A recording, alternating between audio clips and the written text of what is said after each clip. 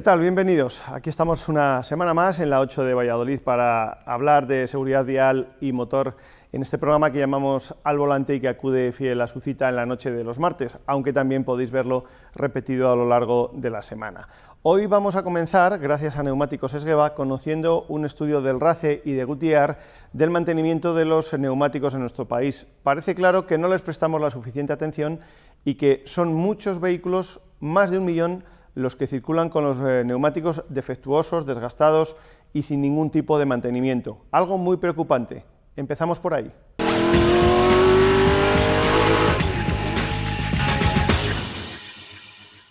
El Real Automóvil Club de España, el RACE, en colaboración con el fabricante de neumáticos Goodyear, ha analizado los datos de más de 1 millón de inspecciones técnicas de vehículos realizadas en las estaciones ITV ATISAE repartidas por toda España.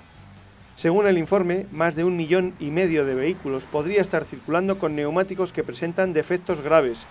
De 1.045.242 vehículos inspeccionados, incluidos ciclomotores, motocicletas, turismos, furgonetas, autobuses, vehículos de transporte de mercancías y remolques, un total de 48.073 presentaban defectos graves o muy graves en los neumáticos, lo que representa el 4,7% de las inspecciones.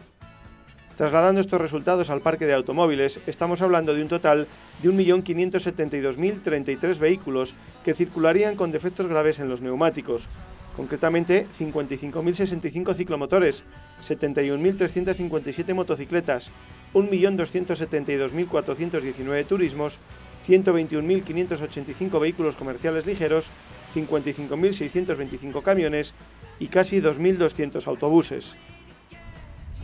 Por porcentajes, el mayor número de defectos graves en neumáticos son los de los turismos, con el 5,2%, seguido de furgonetas con el 4,9%, ambos por encima de la media del resto de vehículos, situada en el 4,7% de los casos.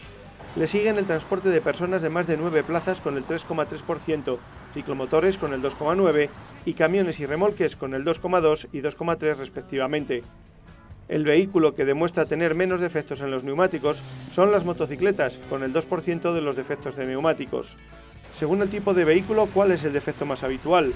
Los ciclomotores, en un 40% de los casos, montan neumáticos con dimensiones o características no coincidentes con las incluidas en la tarjeta de inspección técnica de vehículos, o sus equivalentes, seguido del 19% que calzan neumáticos con un desgaste irregular excesivo en la banda de rodadura.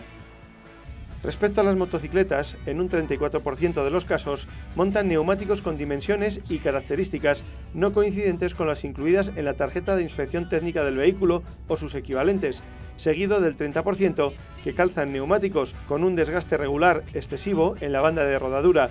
En ambos casos, en ciclomotores y motocicletas, estos son los defectos más habituales. Centrándonos en turismos, presentan principalmente defectos con un 51% debido a que sufren un desgaste irregular excesivo en la banda de rodadura, seguido del 16% que presentan efectos de estado, ampollas, deformaciones anormales, roturas u otros signos que evidencian el despegue de alguna capa de los flancos o de la banda de rodadura, y en tercer lugar, el 14%, en donde la profundidad de las ranuras principales de la banda de rodadura no cumple las prescripciones reglamentarias de 1,6 milímetros, es decir, la banda de rodadura está prácticamente sin dibujo. Los vehículos comerciales ligeros tienen una pauta muy similar a la de los turismos en cuanto a defectos en los neumáticos, presentando principalmente defectos con un 45% debido al desgaste irregular excesivo de la banda de rodadura, seguido de un 17% que presentan defectos de estado y, en tercer lugar, el 13% con la profundidad del dibujo por debajo del mínimo legal. Los vehículos de transporte de personas de más de 9 plazas presentan una mayor variedad en el número de defectos, pero las principales son, con el 28%, la profundidad en las ranuras principales de la banda de rodadura que no cumplen las prescripciones reglamentarias de 1,6 milímetros, seguido del 24% que sufre un desgaste irregular excesivo. Por último, los vehículos de transporte de mercancías de más de 3,5 toneladas presentan como defecto más común, con un 33% de los casos, los defectos de estado como ampollas, deformaciones anormales, roturas u otros signos que evidencian el despegue de alguna capa en los flancos o en la banda de rodadura, seguido de un 25% que presenta un desgaste irregular excesivo en la banda de rodadura.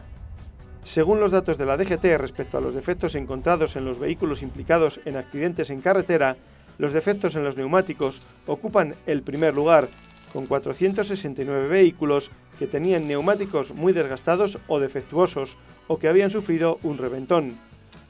Lo interesante es comprobar cómo la antigüedad del vehículo tiene una relación directa con el número de vehículos con defectos en los neumáticos involucrados en accidentes con víctimas, de forma que un 9% de estos vehículos tiene 5 o menos años de antigüedad, un 16% entre 6 y 10 años y un 73% más de 11 años, con un 2% adicional del que se desconoce su antigüedad. Por tanto, 3 de cada 4 de los vehículos implicados en accidentes y que registraron defectos de los neumáticos tienen más de 10 años. Así pues, tras el análisis de estos datos, Goodyear y Neumáticos Esgueva comparten estos consejos para los usuarios con el fin de mejorar su seguridad vial y disminuir el número de accidentes derivados por el mal estado de los neumáticos. Mantener la presión según las especificaciones del fabricante, teniendo en cuenta la carga que va a soportar el vehículo. Cambiar los neumáticos una vez alcancen una profundidad de 3 milímetros, aunque el mínimo legal sea de 1,6 milímetros, respetando la información de los indicadores de desgaste. Revisar periódicamente el desgaste desigual del neumático, sobre todo los direccionales. Un desgaste desigual puede producir, por presión inadecuada, los dos bordes externos de la banda de herradura o en el centro, o por una alineación incorrecta de las ruedas, desgaste por un solo borde de la banda. También el mal estado de la suspensión puede dar lugar a desgastes irregulares. Revisar visual y periódicamente el estado de las llantas, por la parte interior también, para detectar desperfectos peligrosos. Evitar rozaduras o golpes contra bordillos u otros obstáculos. Se pueden ocasionar daños internos no visibles. Si presenta una hernia en el flanco, debe sustituirse cuanto antes. Los neumáticos también envejecen. Con el tiempo, el caucho se endurece y pierde sus propiedades originales de elasticidad y adherencia. Para revisar la presión de los neumáticos debemos tener en cuenta los siguientes consejos. Verificar la presión con el neumático en frío, lo que significa rodar menos de 3 km a poca velocidad antes de hacer la prueba. Consultar los indicadores de presión que puede encontrarse por lo general en el marco de la puerta o en el interior de la tapa de la gasolina. Revisar la presión cada 2.000 km, un mes o antes de un viaje largo. Colocar siempre el tapón de la válvula, imprescindible para asegurar su hermeticidad. Verificar también la presión de la rueda de repuesto, que debe ser igual a la presión más alta de las recomendadas. Y por supuesto, acudir a un taller especializado y de confianza si uno no sabe hacerlo o no tiene tiempo. Allí lo harán con toda garantía. Hola, soy Marta de la Riva, responsable de Neumáticos Esgueva. En Neumáticos Esgueva disponemos de la última tecnología y la ponemos al servicio de tu seguridad. Mantenemos el triángulo de seguridad de tu vehículo, ruedas, frenos y dirección, con atención rápida y profesional. Te esperamos en Neumáticos Esgueva, calle Topacio 21, Polígono de San Cristóbal. Cuando comienza a llover en carretera, debemos estar muy atentos a las primeras gotas. Son las más peligrosas, ya que se unen al polvo de la calzada y forman una capa deslizante. Así que reduce la velocidad. Evita las maniobras bruscas al volante. Aumenta la distancia de seguridad. Y recuerda que en mojado, la distancia de frenado aumenta considerablemente. Vigila la presión y el nivel de desgaste de los neumáticos. Si no son los adecuados, puede aumentar el efecto aquaplaning. Pon las luces de cruce. Y no olvides llevar los limpiaparabrisas en buen estado. Al mal tiempo, buenos consejos en carretera. Infórmate en dgt.es. Dirección General de Tráfico. Estamos en una época en la que, pese a todo lo que nos rodea, hay que seguir con las cuestiones fijas, y una de ellas es el pago de impuestos, y en lo que a nosotros nos compete en este programa, el impuesto de circulación. Bien, pues el Ayuntamiento ya ha puesto en marcha la campaña para el presente año que os contamos a continuación. Esta semana se ha puesto en marcha por parte del Ayuntamiento el cobro del impuesto de vehículos de tracción mecánica, el primero contemplado en el calendario del contribuyente de este 2021. Después, en junio, llegará el IBI. Por segundo año consecutivo, el Ayuntamiento de Valladolid, considerando las dificultades económicas derivadas de la pandemia, habilita la posibilidad de posponer el pago 2 meses en el supuesto de tener domiciliado el recibo, siempre que se solicite de forma expresa. En cualquier caso, la ampliación del plazo aprobada por el Ayuntamiento contempla un periodo de 4 meses, tanto en el impuesto de vehículos como también en el de IBI. Por tanto, los vecinos que no tengan domiciliación bancaria podrán pagar hasta el 4 de junio. Esta opción, que se estrenó el pasado año 2020 coincidiendo con la declaración del estado de alarma, también se repetirá este 2021 y además con la información precisa sobre los plazos. Por tanto, el Ayuntamiento ha dispuesto el sistema para que los ciudadanos que lo necesiten puedan pedir la prolongación del tiempo para pagar el impuesto de vehículos de tracción mecánica. Dispondrán de 60 días más. Las cantidades que pagarán los contribuyentes no han variado respecto al pasado ejercicio, ni tampoco respecto a los 6 anteriores, porque el Gobierno municipal dice mantener la congelación real de los impuestos y tasas desde 2015. De esta forma, aquellas personas que tengan domiciliados estos recibos y estén interesadas podrán solicitar que el pago se efectúe 2 meses después de la fecha inicialmente prevista, según el calendario de años anteriores. En el caso del impuesto de vehículo de tracción mecánica será el 4 de junio en vez del 5 de abril. Aquellos recibos del impuesto de vehículos que han sido domiciliados se han pasado al cobro el pasado 5 de abril, salvo que los contribuyentes hayan solicitado expresamente el aplazamiento del cobro o procedan a la devolución, en cuyo caso se cargará al finalizar el plazo establecido, es decir, el 4 de junio. El mismo sistema se establece para el IBI. En la guía del contribuyente que el Ayuntamiento de Valladolid ha buzoneado en todos los hogares de la ciudad, también se incluye el periodo del pago de la tasa por ocupación de la vía pública, desde el 2 de septiembre al 5 de noviembre. El impuesto de actividades económicas, el de construcciones, instalaciones y obras, impuesto sobre el incremento del valor de los terrenos de naturaleza urbana y las tasas por utilización privativa y aprovechamiento especial del dominio público municipal. Todo esto podrá consultarse en el portal web del Ayuntamiento.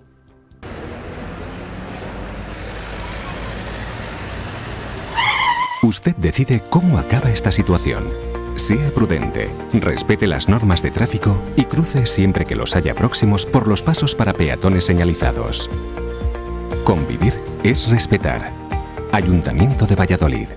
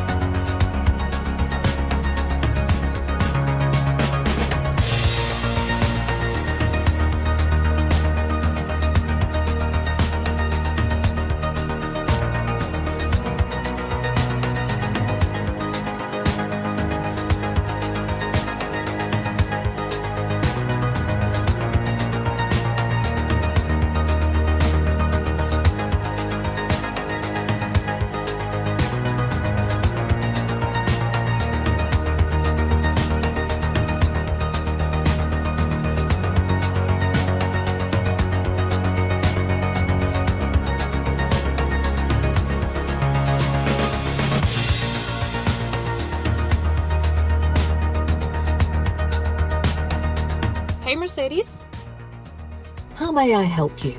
cancel all my appointments today.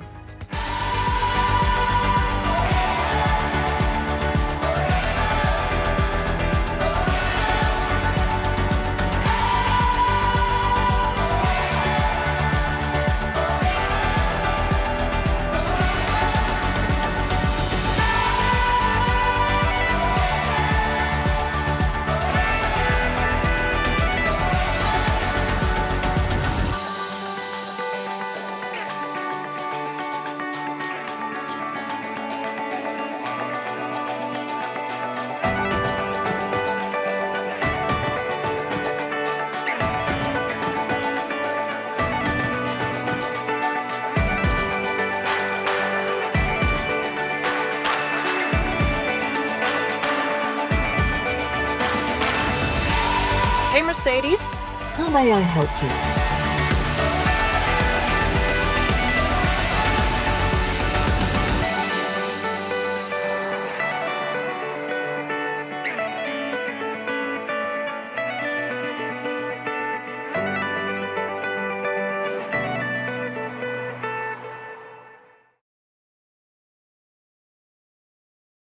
Autoinyección Bubar. Reparamos todo tipo de sistemas de inyección diésel, gasolina y turbos. Disponemos de maquinaria homologada para diagnóstico, comprobación y reparación de equipos de nueva tecnología. Técnicos especializados en inyección y turbos. Nuevas instalaciones en calle de Francisco Umbral 10. De nuevo, hoy con los bomberos del Ayuntamiento de Valladolid vamos a conocer algo más acerca de nuestra autoprotección. La semana pasada, si recordáis, hablábamos del peligro de los escapes de gas butano o de gas natural en nuestras viviendas y hablábamos de las calderas. Bueno, hoy queremos hablar del monóxido de carbono, porque también, en definitiva, es un peligro si no tenemos con un buen mantenimiento la instalación de nuestras chimeneas. Normalmente hay bastantes muertes a lo largo del año, sobre todo en viviendas unifamiliares, a raíz de que bueno, pues ese gas que se produce tras una mala combustión se genera en el ambiente. No lo podemos detectar porque es indetectable y sin darnos cuenta nos vamos entrando en una especie de sueño dulce hasta que se puede producir incluso la muerte. Bueno, pues hoy con los bomberos queremos conocer cómo es ese monóxido de carbono y cómo podemos actuar para evitar precisamente esa situación. Esta idílica imagen podría convertirse en una pesadilla. Para evitar que un momento de relax y disfrute deje de serlo, hay que tomar ciertas precauciones con anterioridad. Es igual que cuando nos ponemos al volante del coche. Antes debemos comprobar que nuestro vehículo está perfectamente. Y entonces sí, entonces toca disfrutar. Ahora os contamos qué hacer para que esta imagen sea bien recordada y podamos repetirla más veces. El monóxido de carbono es un gas incoloro, inodoro e insípido, características que le han valido el sobrenombre de asesino silencioso. Se produce a causa de la combustión incompleta de diferentes materiales orgánicos que contienen carbono, siendo las fuentes más frecuentes tubos de escape de automóviles, calefacciones de fuel oil, madera, lana, algodón, papel, aceites y gasolina, entre otras. Durante los meses invernales se produce un aumento de las emergencias por intoxicaciones causadas por este gas, asociado a la mayor demanda en los hogares de energía para calentarse. Queremos conocer más por qué es tan peligroso y cómo podemos hacer para evitar intoxicarnos con él, sobre todo ahora, teniendo en cuenta que estamos en pleno invierno. Para ello hablamos con los bomberos de Valladolid. Lo principal es que el monóxido de carbono es un gas que se produce por una combustión incompleta de materia inorgánica, es decir, de madera, de gasóleos, de butano, de propano. La mala combustión hace que no haya oxígeno suficiente y que se genere el monóxido de carbono. El monóxido de carbono es un gas que es difícil de detectar, muy difícil, porque es incoloro, inodoro e insípido. Es decir, que por los sentidos no lo captamos. Es un gas que es venenoso. Cuando nosotros lo inhalamos, entra en contacto con la sangre, con la hemoglobina de la sangre, y tiene 250 veces más afinidad que el oxígeno. Entonces, la hemoglobina transporta el monóxido a las células y nos envenena a nivel celular, provocándonos daños principalmente en el sistema nervioso, sistema respiratorio, sistema cardiovascular. Es un gas que tiene una densidad similar a la del aire, con lo cual no es un gas que se nos acumula en las partes bajas ni en la parte alta, sino que lo tenemos pues al mismo nivel que la atmósfera que respiramos.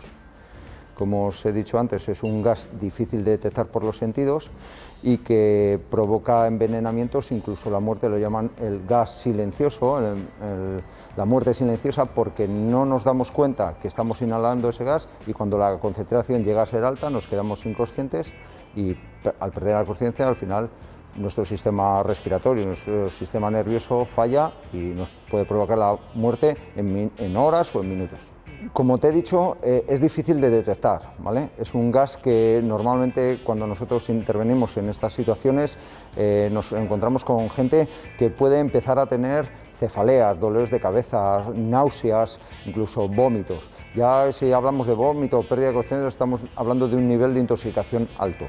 Para que tengas una referencia, por ejemplo, el valor límite ambiental que establece el Instituto Nacional de Seguridad y Higiene en el Trabajo, dice que 30 partes por millón sería lo máximo que podemos admitir en un ambiente de trabajo, 8 horas diarias durante 40 horas semanales. Así no tendríamos ningún síntoma ni nada. A partir de las 100 partes por millón empezaríamos a tener dolores de cabeza, cefaleas, pues a partir de las 2 horas de inhalación de ese tipo de gas. Incluso alguien puede tener algún tipo de malestar a mayores, como te decía, náuseas o incluso vómitos. Entre 200 y 400 partes por millón ya las secuelas, los síntomas son mayores, ya el dolor de cabeza es bastante más intenso y aparecen ya pues un poco esas pérdidas de conciencia. 1000 partes por millón, ya en 1 hora podemos tener pérdida de conciencia, y a partir de 2000 partes por millón, la muerte en 1 hora podemos llegar a tenerla. Valores entre 5000 y 10.000 partes por millón puede provocarnos la muerte en 30 minutos, en 15 minutos, dependiendo un poco de la condición de la persona, claro.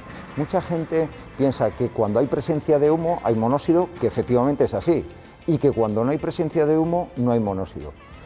Es justo el peligro, ¿no? Lo que no tenemos que confundirnos. El monóxido es incoloro e inodoro, entonces siempre que tenemos humo vamos a tener unas partes por millón de monóxido de carbono, en mayor o menor concentración dependiendo de la ventilación.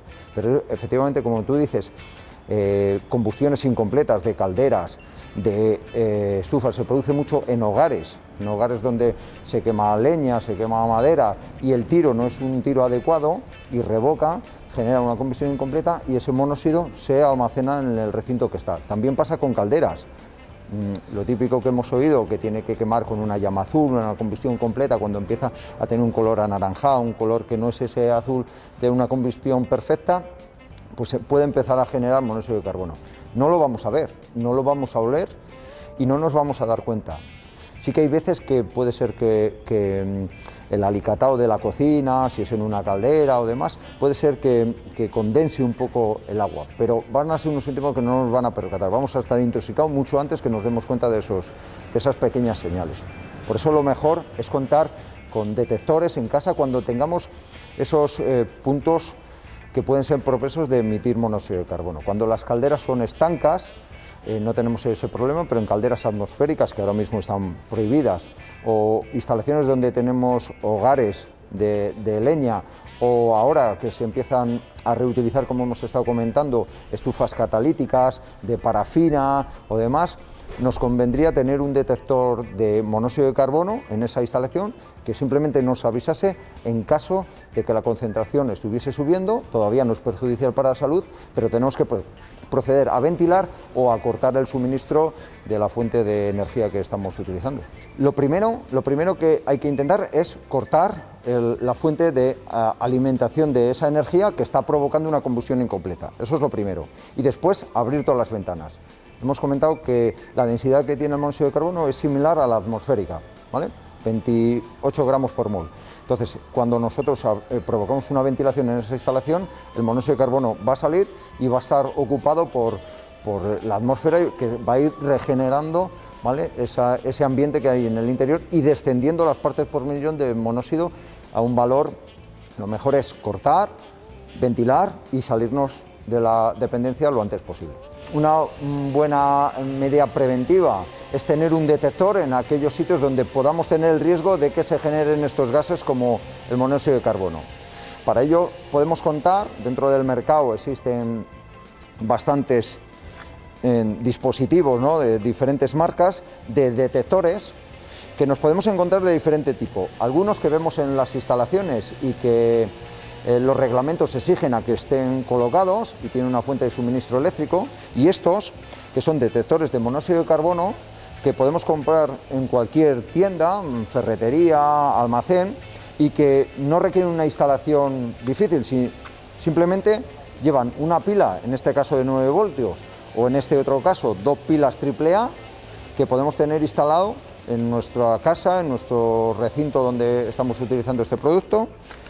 Estos son detectores que cuando detectan que la concentración de monóxido puede empezar a ser perjudicial, ese valor que decíamos 30 partes por millón, pues emitirán una señal acústica y una óptica que nos avisará y nos pondrá en alerta que todavía no hay una concentración que sea perjudicial, pero que se está acumulando dentro del recinto esa concentración.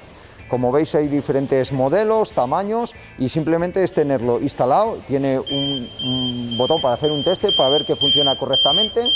Lo dejamos instalado en un mueble, en un armario, ¿vale? Y nos avisará si la concentración de partículas por millón del monóxido de carbono pues se están empezando a acumular en esa dependencia, en ese recinto donde tenemos esa fuente de energía que puede provocar esa combustión incompleta. Las calderas antiguas, en instalaciones que tienen más años, o como estábamos comentando ahora, que ante pues la pérdida a lo mejor adquisitiva, además se están reutilizando algunas estufas catalíticas o se está utilizando otra serie de energías, pues empieza a hacer que aparezcan problemas de combustiones incompletas de aparatos que a lo mejor no han tenido el mantenimiento adecuado, ¿vale?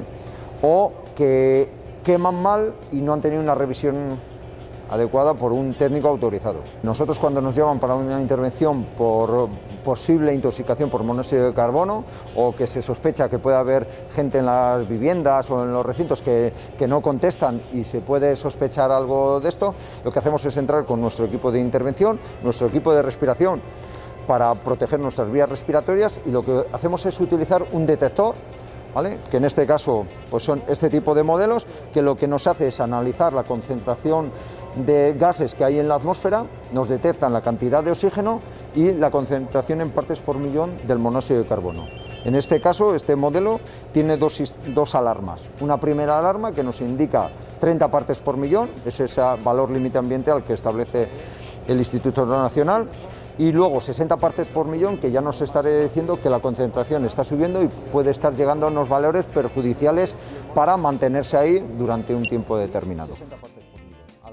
Nosotros las recomendaciones que damos para estos casos, para intentar evitar estas intoxicaciones que han llegado a provocar la muerte en algunos casos, o intoxicaciones más o menos graves, las recomendaciones que damos es tener los equipos mantenidos, es decir, tener un mantenimiento adecuado por el técnico, que nos va a hacer una revisión de la caldera, nos va a hacer una revisión de los calentadores, nos va a hacer una de las estufas, y nos va a medir si quema bien o quema mal, como dicen ellos, es decir, si emite monóxido de carbono o si hace una combustión completa sin emisión de carbono.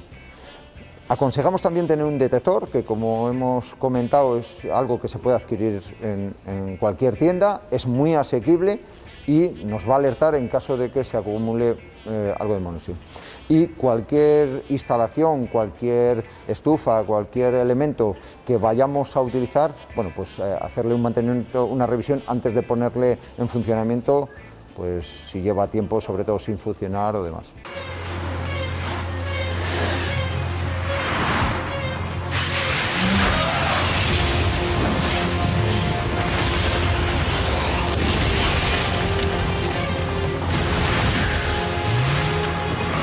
Cuando te enfrentas a una meteorología impredecible, ¿cómo puedes protegerte ante el peligro? Michelin ha creado Cross Climate, el primer neumático capaz de hacer frente a condiciones meteorológicas cambiantes gracias a sus prestaciones revolucionarias.